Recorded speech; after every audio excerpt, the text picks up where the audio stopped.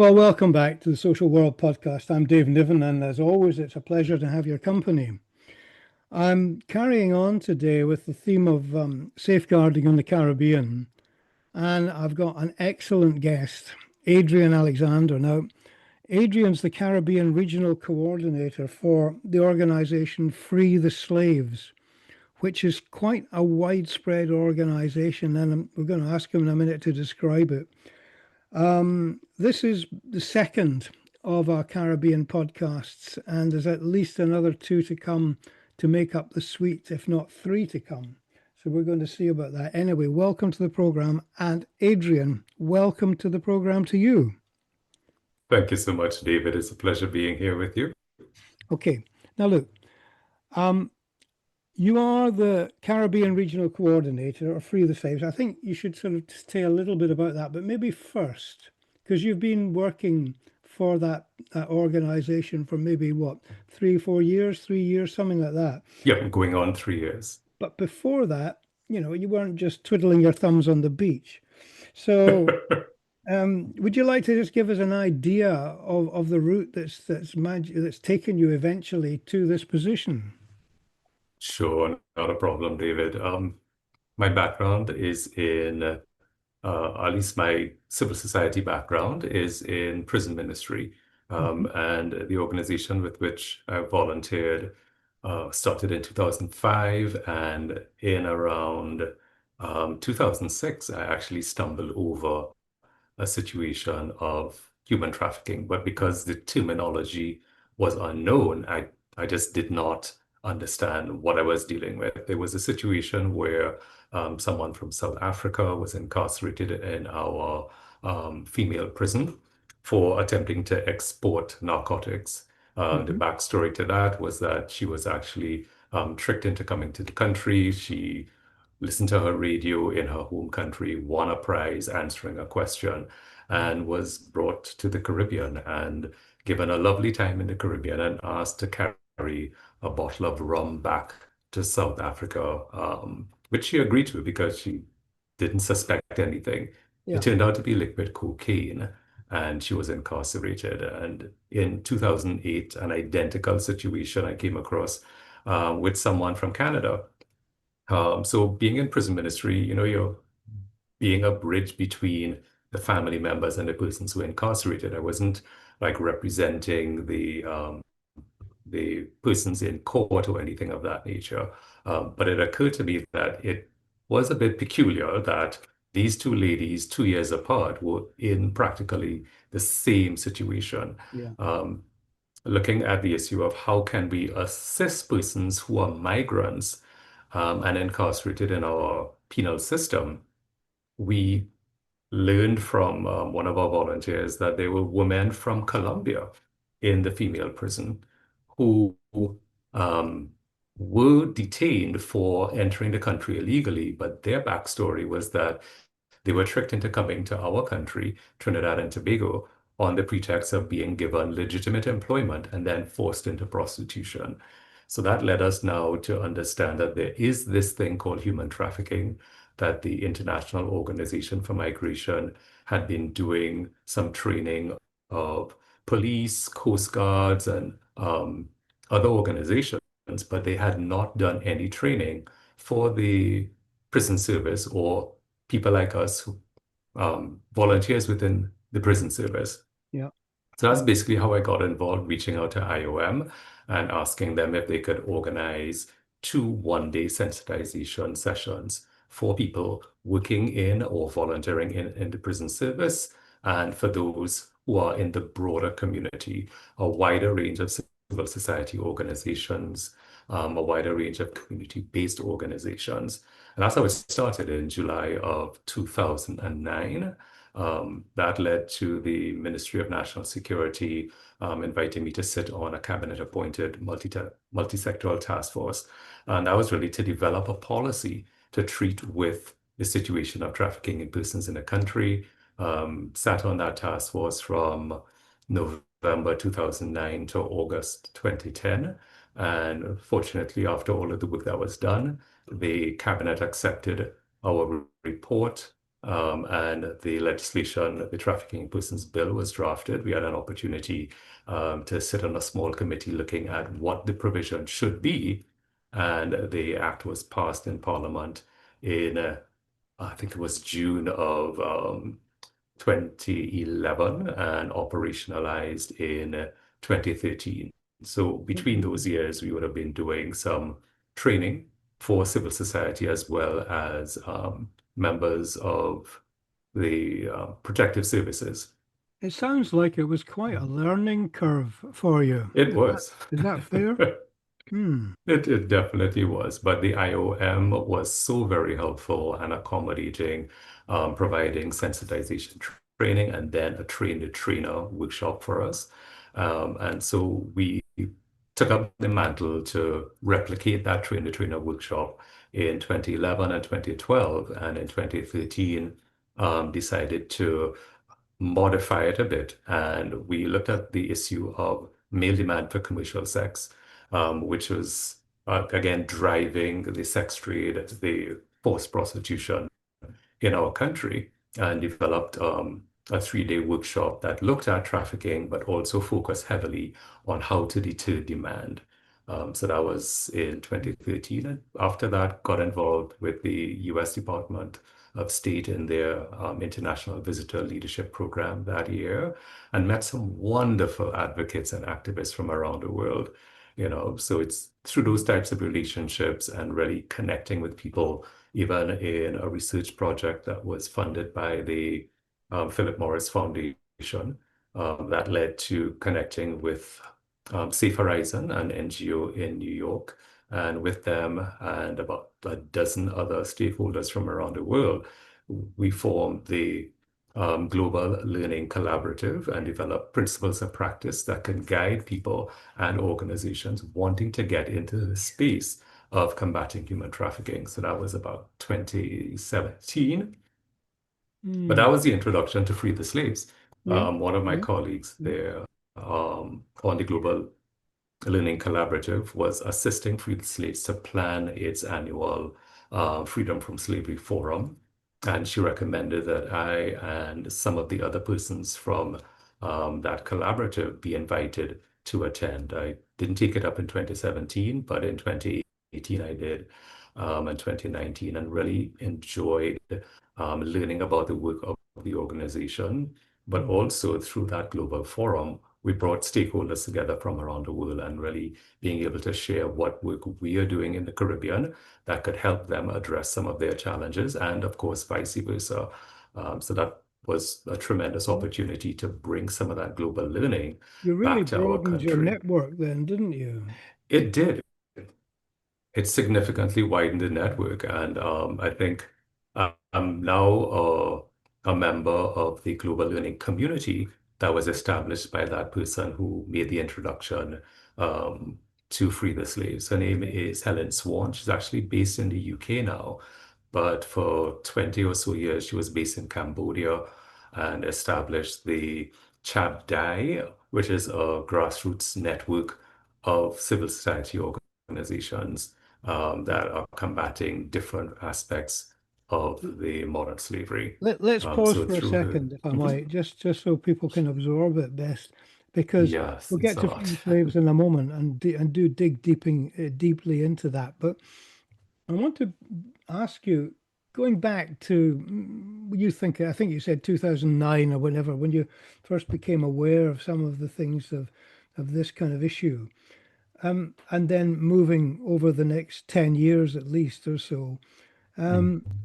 what were the numbers like, in your opinion, in terms of, because one thing I'm always very interested in is how people measure change.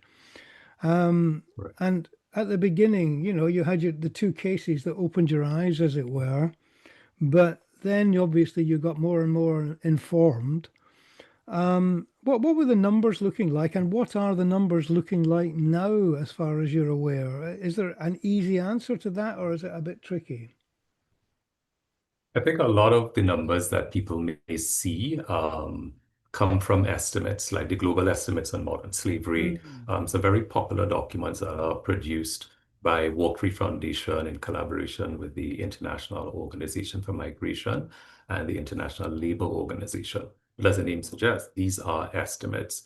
It's really the UNODC's Global Trafficking in Persons report that's published every couple of Yeah, years that yeah. gives us actual Mm. figures of detected victims of human trafficking. So that's the huge distinction. People who are looking at the global estimates may be confused when you look at the UN report.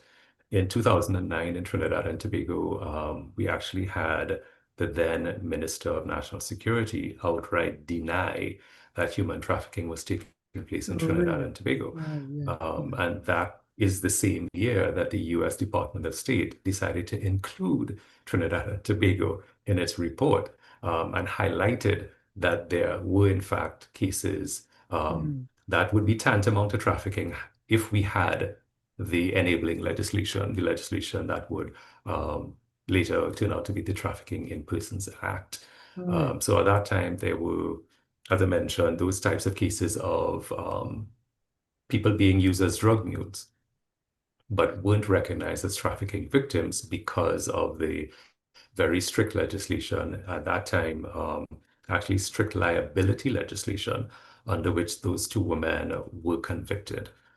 We also, of course, Mm. would have seen a lot of emphasis on women who are forced into prostitution, and that I think is where most of the focus was in those initial Well, that days. that wasn't unusual because I think that was the same Mhm. all over the world, about 10, 20 Correct. years ago. But because people always just assumed that trafficking was all to do with sort of sexual slavery and so on, which it is. Right. But Hmm. I think over the years you would agree that other headings have developed, which is, trafficking in labor, domestic work, Correct. trafficking, as you say, in drug mules, trafficking in all sorts of things, and the use of children in all different ways. Yes. It's quite a vast area. I mean, is it evenly spread, would you say? Is that an easy question across the Caribbean, or would you say that there are some more hotspots than others? I think there's a general perception that the larger Caribbean territories may have more of trafficking cases, you know. So we know Guyana is a tier one country under the US Department of State's Trafficking in Persons Mm, report. They've reported a number of cases, prosecutions that were successful. They have a tiered type of system where a lot of cases can be dealt with at the magistrate's court, therefore expediting the legal process. Bahamas is another tier one country under the US Department of State's Trafficking in hmm Persons report. hmm They innovate every year. Guyana, I think, has been at tier one for 8 consecutive years, Bahamas even longer. And then there are a lot of countries where, for example, Jamaica, where they have innovated and had a national rapporteur on trafficking in persons as an independent body, you know, that can report on the progress being made Mm. by law enforcement and also looking at the issue, as you mentioned, of children That's a and how nice do we little treat segue. survivors. Yeah, nice Yeah, little segue for me. Thank you. Because I think I've got going to be a podcast lined up with the rapporteur in Jamaica.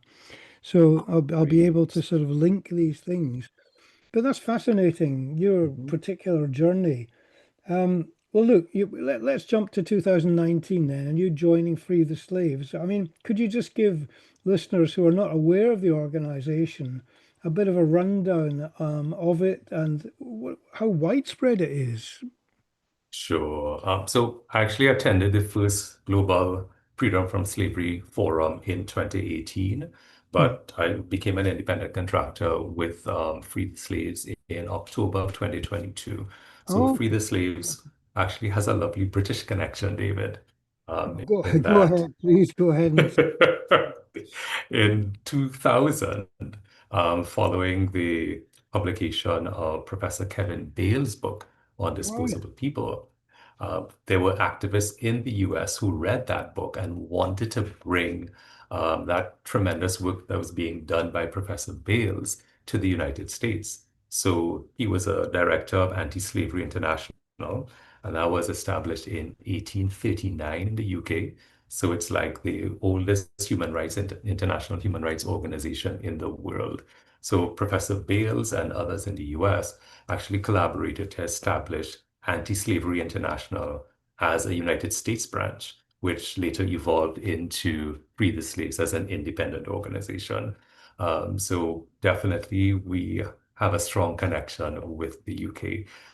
But at this time, with its headquarters in Washington, D.C., Free the Mm. Slaves has expanded to have a presence in regions across the world. Yes, here in the Caribbean, but also in Latin America, in North America, in Europe, in East, South, and West Africa, in Asia and South Asia. I was going to So ask about that. The Pacific, there's a Pacific Rim figure in this. definitely. Yeah, So yeah, India, Nepal, Philippines, we recently opened an office there and are right. doing work there. So we realize that trafficking is a global issue, and we want to ensure that we can make an impact at that level. However, our impacts are primarily done at the level of the community.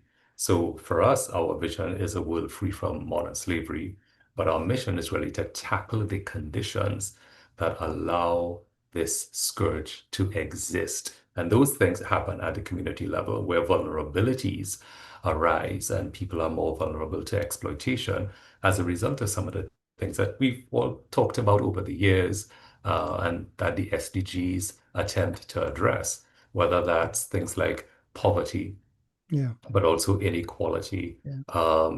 exploitation that takes place of women because they're not seen as equal to men, children being regarded as disposable, like free labor in households or to bring income into households. So a lot of the perceptions, some of which are cultural, may drive the continuation of modern slavery. So No, I tell a you, lot of our work really looks at that.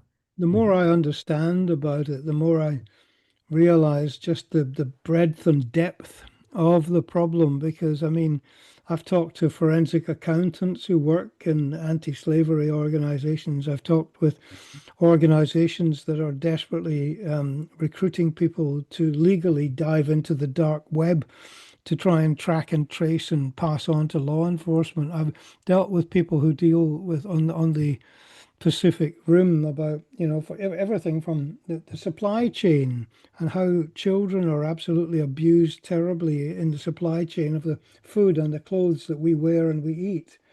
I mean, it's an enormous problem, like tentacles everywhere, but it is being more recognized. And I wondered if you'd like to comment on, because it's people like yourself and organizations like Free the Slaves and others, as you say, that aren't just involved in pointing out the global reach of this, but are also involved, as you say, in local community awareness raising, education, and the whole thing about the, where people can be trained. For example, would it be the nighttime economy, like taxi drivers, fast food restaurants, stuff like that? People trained to look out for signs and symptoms, or the financial institutions, the public facing people in banks and insurance companies looking for aberrant behaviors to sort of pass on, be suspicious about? Or is it others like the total kind of hotels or restaurants or anywhere where slave people who are enslaved or victimized are being totally coerced and controlled can be spotted if the frontline staff have a little bit of awareness training, at least to sort of pass on. It's a whole community problem. Wouldn't you agree with that? Oh, definitely. It Mm. is, and that's why we need it's like an all hands on deck approach. So Right. as you mentioned, there are those who are in the financial sector, there are those in law enforcement. We need to have strong policies, of course, and legislation that's enforced. Um, but we also need to address the issue of demand and supply chains because demand makes trafficking of all forms profitable. So Well, how do we treat for that? And I think for me, getting hundreds of involved in billions of dollars. I mean, that's the correct. I latest think estimate. Organized Yep. crime. Yeah. About $236 billion annually. And Wow. these are not small figures. And I think where persons are in vulnerable situations themselves or maybe lack some sort of moral compass, it's easy for them to be compromised when they're thinking about that type of money and become facilitators. They may fool themselves into thinking they're not doing the actual exploitation, but they are turning a blind eye and allowing some of these crimes to exist or actually facilitating them in a much more proactive way. There's a lot Um, of culpability. I mean, some of it is just because yes. people don't want to get involved. Some of it is because people are frightened to get involved. And some of it is obviously because they don't understand what they're looking at. Yeah. Well, I tell you what, look, why don't you tell us a little bit about the Community Liberation Initiative toolkit that Free the Slaves uses to train professionals and to, to sort of work with the vulnerable in the community. Is that something you could just tell us a little bit about? And before you say it, I will say that on the front page of this podcast, I'm going to put as many links as I can and that you give me to whether it's events or initiatives or upcoming things or things that you've referred to so that people can go back and have a look at what you've been talking about. So sorry, could you the Community Liberation Initiative? Not a problem, David. So what has happened over the years, again, starting from the year 2000 and working in so many different contexts and cultures, what we recognize is that there were certain familiar areas of vulnerability that arose. So, regardless of the country, regardless of the culture, we recognize that vulnerability to trafficking arose because people were unaware of their rights, whether that's human rights, gender rights, labor rights, or children's rights. In the case of our minors, they were unaware of the risks. They didn't know the types of strategies that traffickers were using. They didn't realize that there were dangers inherent in accepting certain types of jobs or engaging in certain types of what appeared to be genuine but were false romantic relationships and so on. Um, but they were also living in conditions where community institutions were weak. Law enforcement was weak, maybe medical care was weak, people were getting sick and therefore losing their employment. With a loss of livelihoods, they went to persons who would be termed like money lenders or loan sharks. And that led to them being compromised as well as their family members, even in terms of bonded labor that may stretch for generations. But there was also a lot of household insecurity. And the Mm, fifth area was survivor vulnerability. So persons who may have survived some form of child abuse or even had been trafficked before, because of the paucity of services available to assist them, they fell right back into a situation of vulnerability and were exploited again. So we developed these modules in our Community Liberation Initiative toolkit to address those five areas of vulnerability. Module one is great for people who are trying to get an understanding of what is trafficking and what does it look like in their community. So we look at the education part, providing people with the resources, as you mentioned, the awareness, but even more so, it has a critical mobilization piece, which really sets it apart from other anti-trafficking educational programs. So it empowers the community to mobilize, to form communities to address the specific types of trafficking that are faced. So if it's a community where a lot of children are being trafficked, that may look at a child protection related yeah, committee. yeah. If there's something where people are leaving the community in droves to get employment in urban centers or overseas, then you may look at forming a migration vigilance committee. So it's adaptable to the particular scenario. And that really forms the framework for all of the other modules. So the second module looks at how do we identify, liberate, care for in a trauma-informed way, and reintegrate survivors.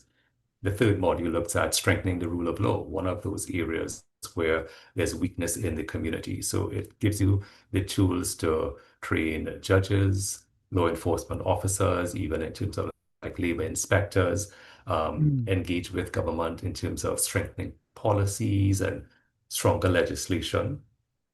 And the fourth module looks at how do we bridge the gap, all of these community institutions that are weak, the social and economic services that may be lacking, and therefore people are living in poverty.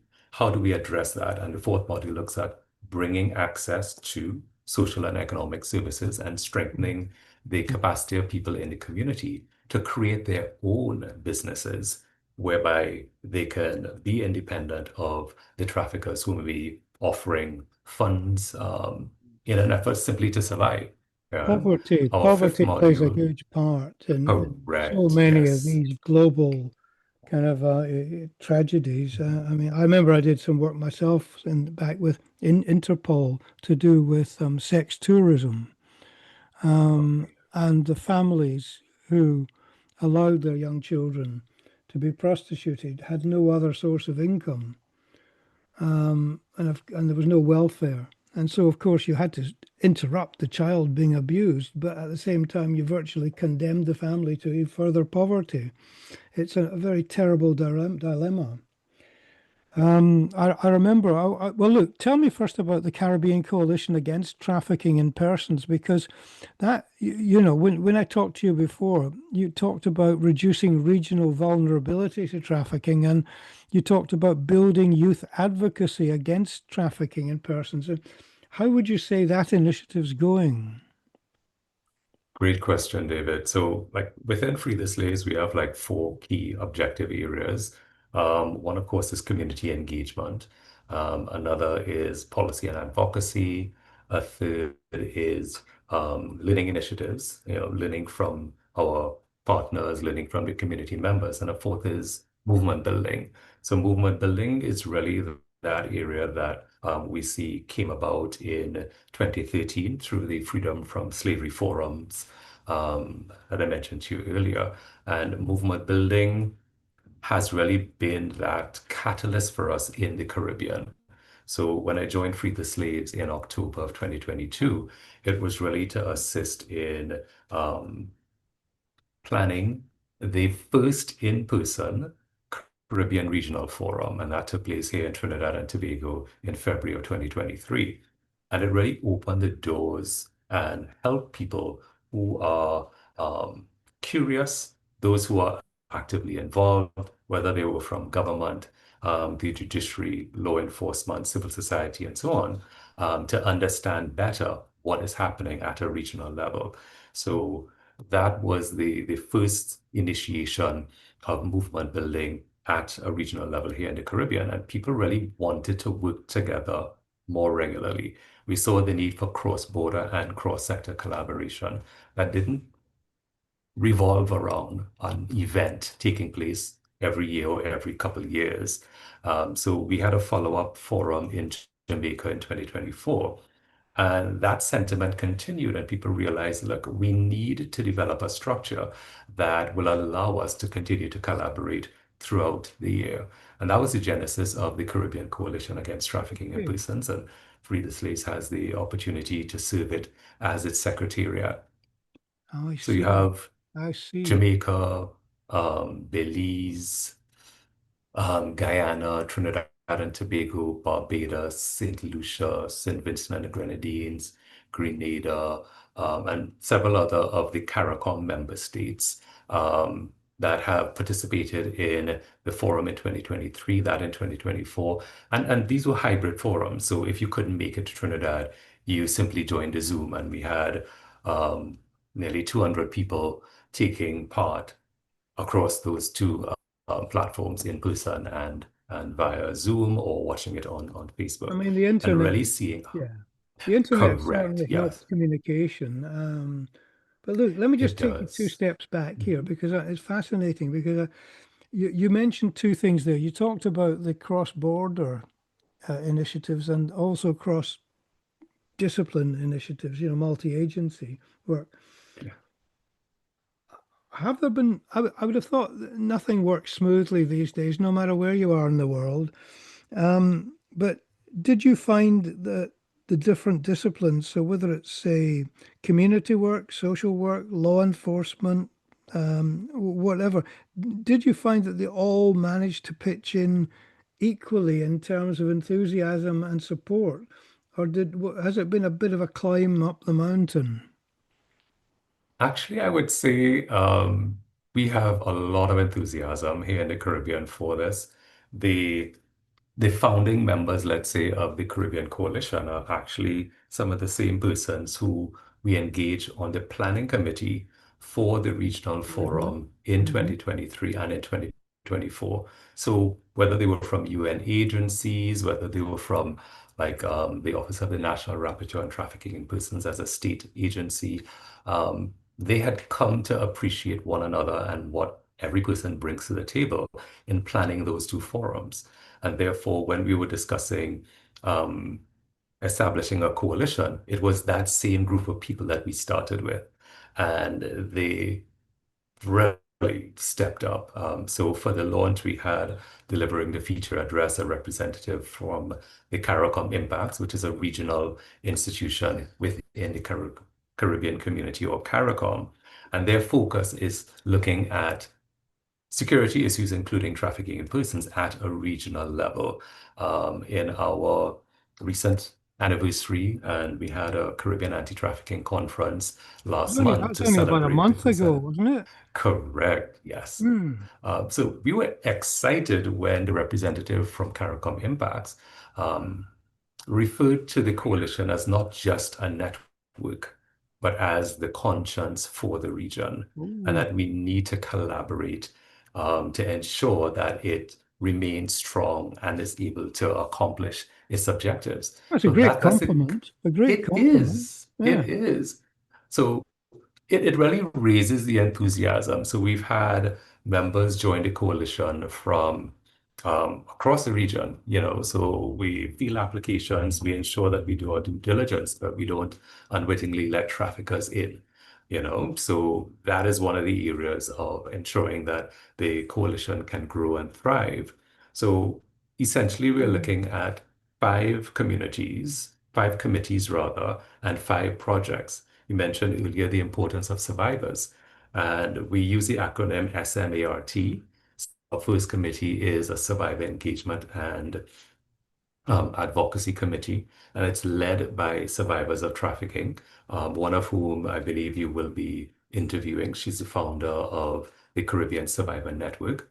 We also have a membership committee that Yeah. looks at And we're how do going we to do a develop podcast specifically on survivors, of course, because it's pretty critical to great. hear their voices.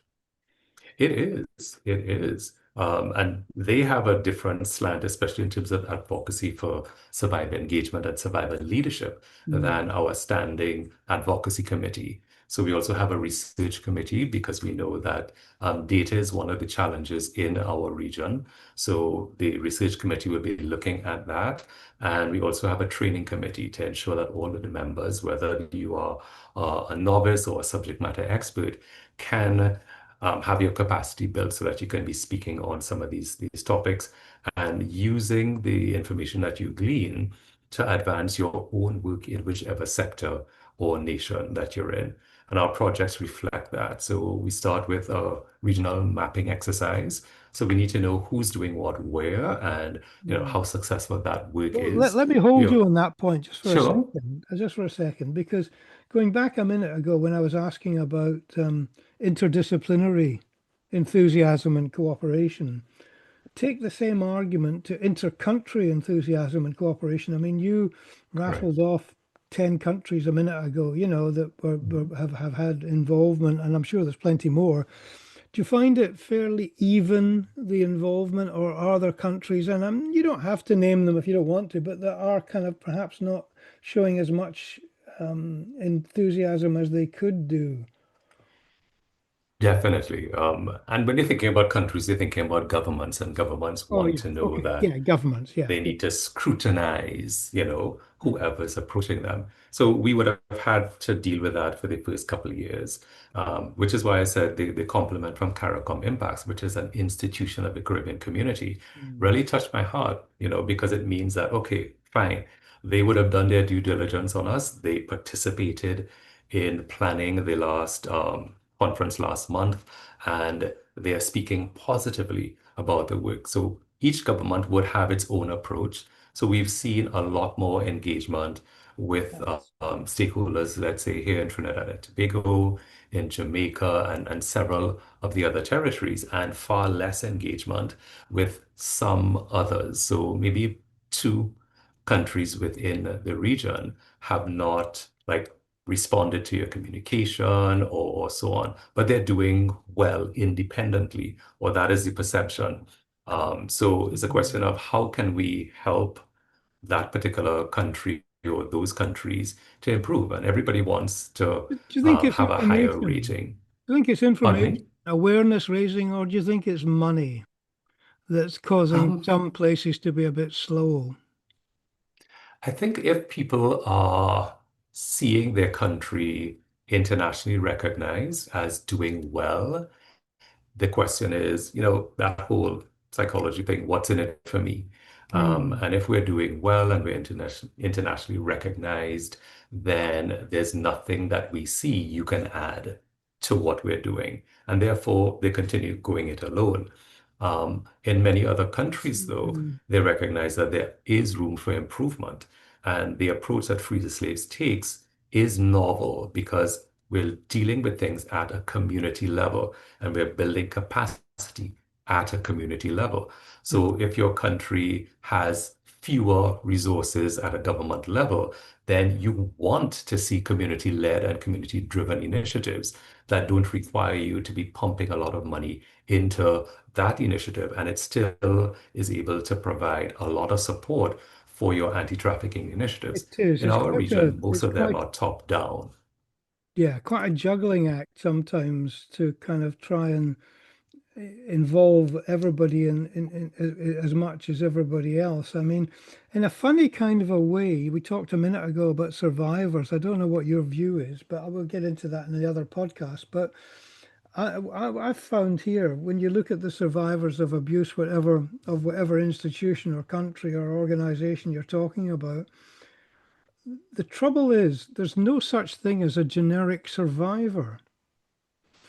Everybody has their own views, their own needs, and their own ideas about how to deal with things. And it makes it very difficult to get one person or one organization to speak for all survivors. And a lot of people fall into that trap, not recognizing the nuances involved and the differences that people have within their own life experiences. Would you agree with that? Most definitely. I've heard survivors say that, I am an expert in my lived experience, but I Mm, can't speak for other survivors or survivors who were exploited in a manner quite different from mine or in a country that, of course, would have its own cultural dynamics. And that's a good point. What I would see is that for us here in previously and for our region, we want to see a greater dimension of survivor engagement, as well as survivor leadership in the Caribbean anti-trafficking movement. So mm, our collaborations with the Caribbean Survivor Network involving survivors in leadership positions on the leadership committee of the coalition, as well as to lead committees and projects, is one way of doing that, helping them through their own journey and learning from them. And we've had experience in that in East Africa with our survivor engagement lead, who's based in Kenya. And we've mhm. been able to develop survivor leadership academies. A lot of this coming around the Alliance 8.7 Pathfinder country initiatives. So Free the Slaves serves on the global coordinating group of Alliance 8.7.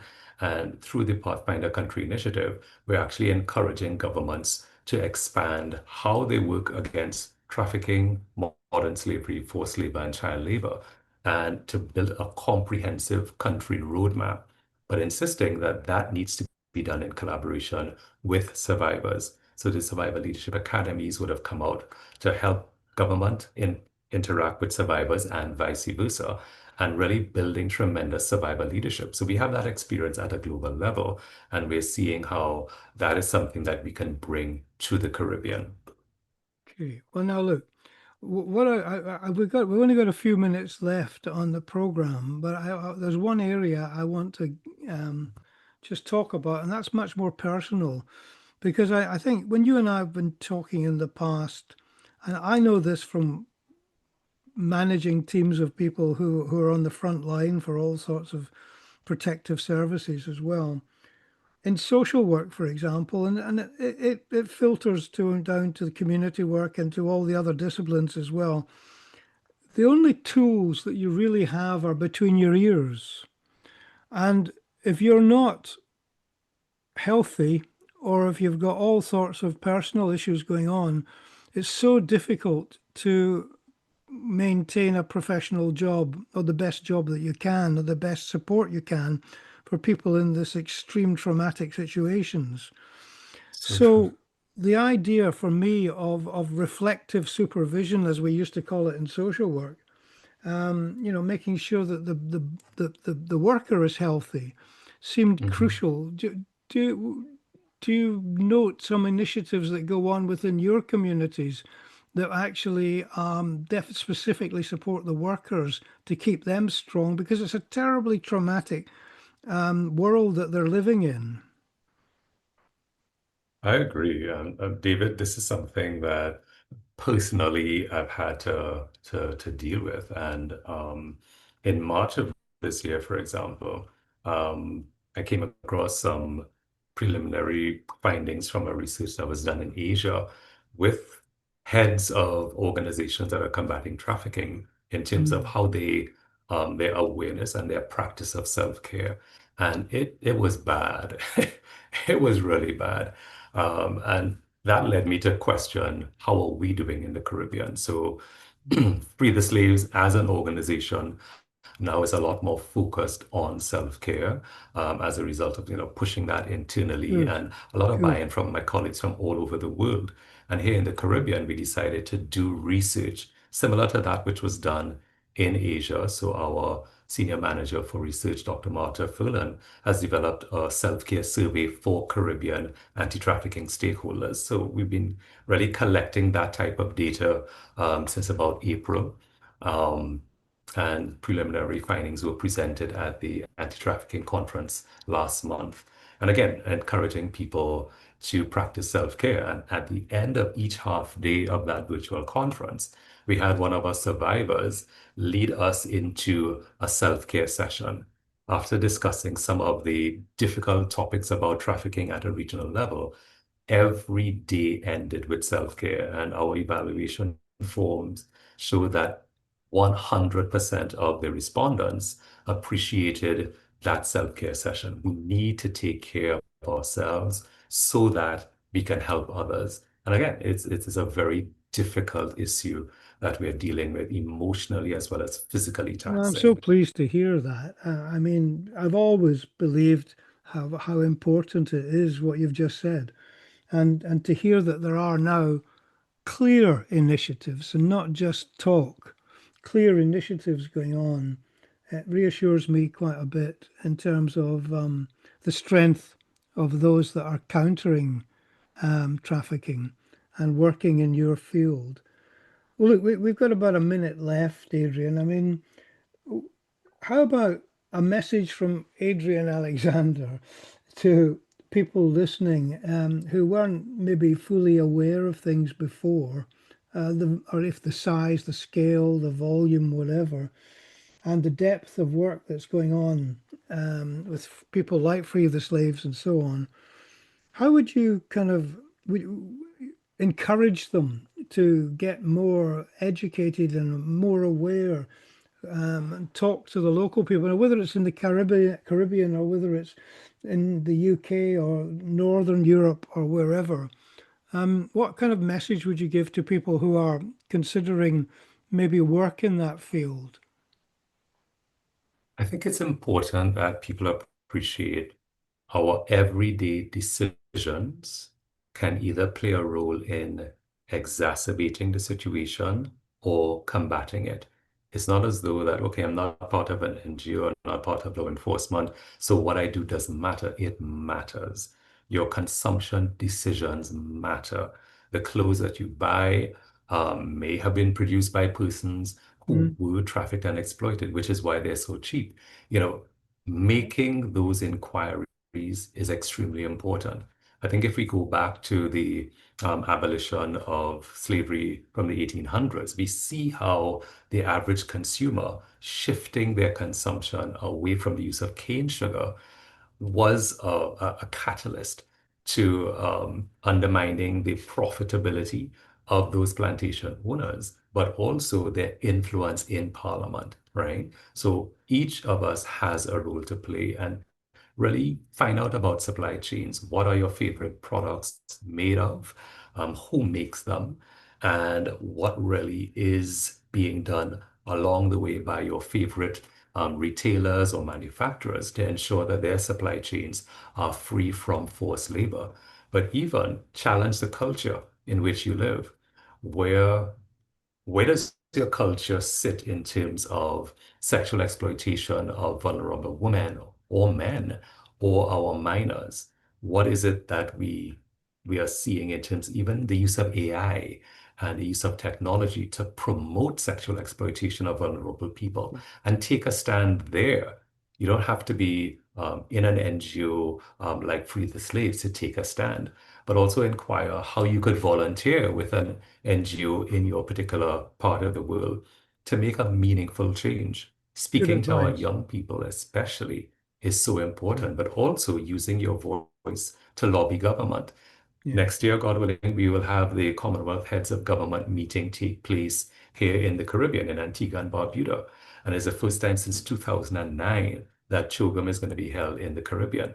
So if you're in a Commonwealth country and you are listening to this podcast, know that between now and next year, maybe in November, you can make a serious difference that will impact all 56 countries of the Commonwealth. Begin to speak to your elected representatives, begin to support the work that is being done by local and national NGOs, right? And ensure that there is a consensus that we can bring to CHOGM next year, where all 56 member states are able to appreciate how important it is to address and eradicate this scourge. But beyond that, to ensure that we develop our countries, our cultures, our systems in a way that is far less exploitative, Well, especially to those who are very vulnerable. positive note to end on. I'm afraid we have to sort of call it a day there. But I mean, Adrian Alexander, I'm really pleased that you agreed to this